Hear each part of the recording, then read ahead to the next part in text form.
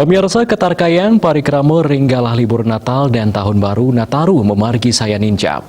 Anutin sesalah Balitbang Kementerian Perhubungan ring Jawa Bali ake kramo sane pacang melancaran kewentanangipun kantos tambis kalih yuta diri. Menurut Koordinator PPKM Jawa Bali Luhut Binsar Panjaitan, survei inucap nyobiahang kewentenan 19,1% diri sane pacang melancaran ke Jawa Bali ritat kala periode Nataru.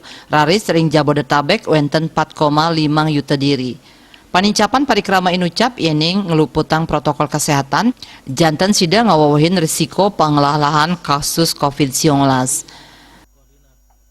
Perlu dipahami bahwa kebijakan PCR ini diberlakukan karena kami melihat risiko penyebaran yang semakin meningkat karena mobilitas penduduk yang meningkat pesat dan beberapa minggu terakhir.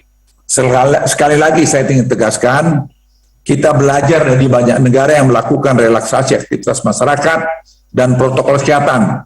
Kemudian kasusnya meningkat dahsyat, meskipun tingkat vaksinasi mereka jauh lebih tinggi dibandingkan Indonesia.